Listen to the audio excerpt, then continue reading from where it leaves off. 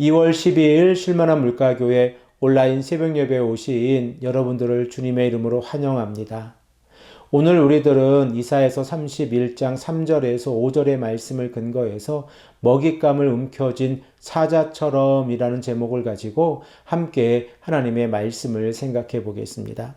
하나님께서 은혜와 긍휼을 남유다의 백성들에게 베풀어 주셨음에도 불구하고 그들은 하나님을 의지하지 아니하고 애굽을 의지하고 있는 모습을 우리들은 생각을 해 보았습니다. 그 결과 남유다의 지도자들과 백성들은 하나님의 성전에 나아가는 것이 아니라 애굽과 화친을 맺으려고 사절단을 애굽에 보내는 모습입니다. 그러면 남유다가 왜 이렇게 애굽과 화친을 맺으려고 하고 있습니까?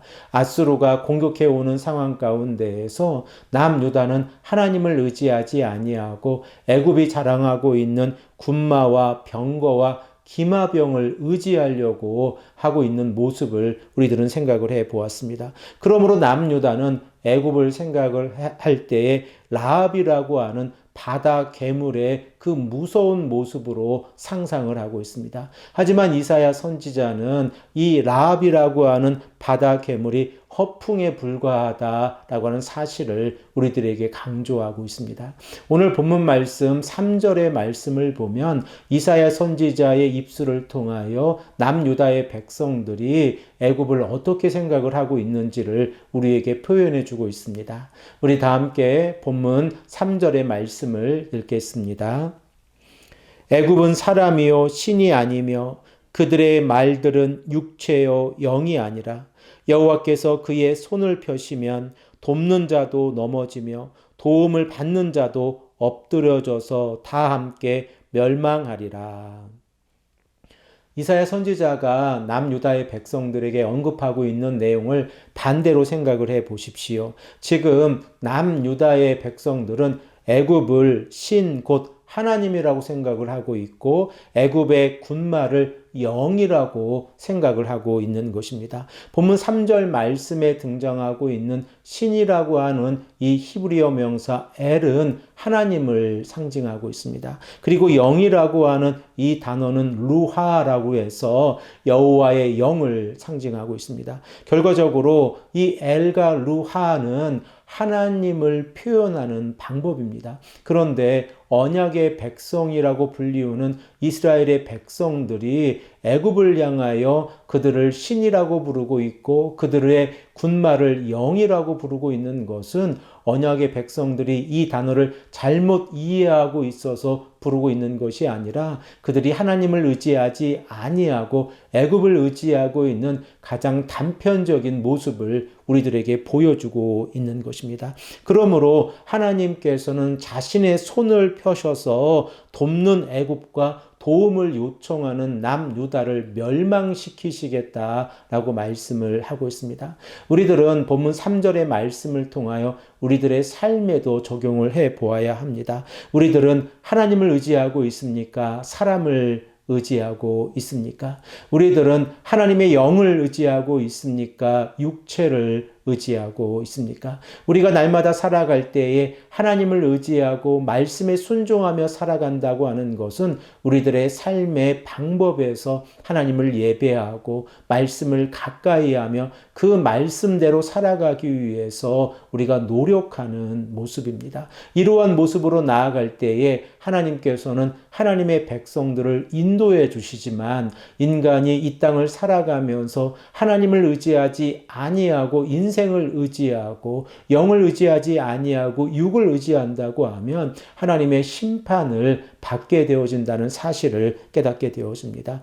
오늘 본문 말씀 31장 4절에서 5절의 말씀을 보면 이사야 선지자는 두 가지 비유를 통하여 하나님께서 이스라엘의 백성들을 지켜주실 것이라고 하는 은유를 우리에게 설명을 하고 있습니다. 4절의 말씀을 보면 먹잇감을 움켜쥔 사자의 은유가 설명이 되어지고 있고 그리고 5절의 말씀에서는 새끼를 보호하는 새의 은유가 설명이 되어지고 있습니다. 이 두 가지 은유가 공통적으로 강조하고 있는 것은 절대적인 방어의 이미지입니다. 우리 다 함께 본문 4절, 5절의 말씀을 함께 읽겠습니다.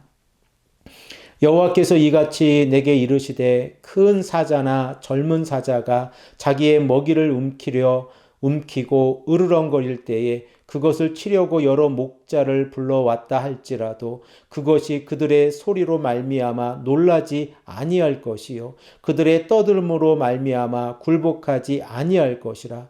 이와 같이 나 여호와가 강림하여 시온산과 그 언덕에서 싸울 것이라. 새가 날개를 펴고 둥지의 새끼를 보호하듯이 만군의 주님께서 예루살렘을 보호하신다. 감싸주고 건져주며 다치지 않게 뛰어넘어서 그 도성을 살리시리라 라고 말씀하고 있습니다. 이 말씀을 통하여 우리가 깨닫고 있는 것이 무엇입니까? 본문 4절의 말씀에서 사자가 움켜진 먹잇감을 빼앗기지 않는 모습처럼 하나님께서 필사적으로 이스라엘의 백성들을 보호해 주시겠다라고 말씀을 하고 계십니다. 또한 5절의 말씀에서 어미새가 새끼들을 보호하기 위해서 자신이 위험에 처한다고 할지라도 그 새끼를 포기하지 않는 것처럼 하나님께서 이스라엘의 백성들을 보호해 주시겠다라고 말씀을 하고 있습니다. 이렇게 여호와 하나님께서 이스라엘 백성들에게 강림하셔서 그들을 보호해 주신다고 하면 우리들은 이제 선택의 지로에서 무엇을 선택해야 하는지를 결정해야 합니다. 하나님의 백성들이 하나님을 의지하고 하나님을 선택하고 하나님의 말씀에 순종하며 살아가는 것이 이 땅의 삶 가운데서 올바른 길이라고 하면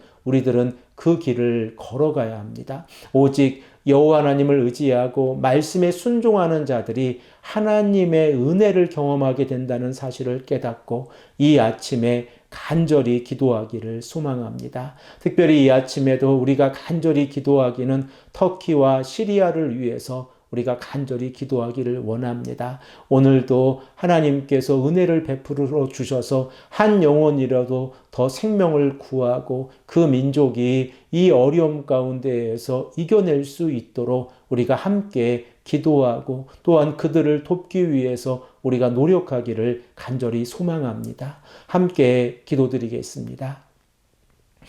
아버지 하나님 감사합니다. 오늘도 우리에게 말씀하셔서 하나님께서 남유다의 백성들을 지키시기 위해서 자신의 모든 것을 책임지시고 이 남유다를 지켜주신다고 하는 이 모습을 우리가 생각을 해보았습니다.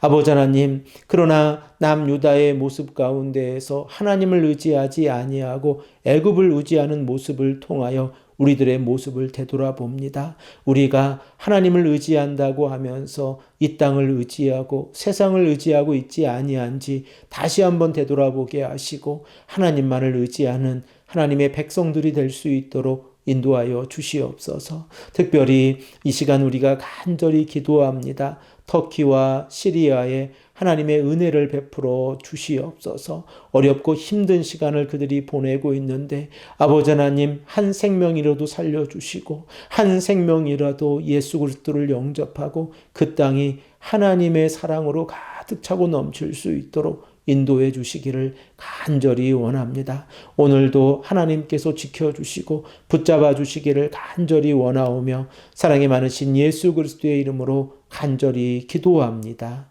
아멘.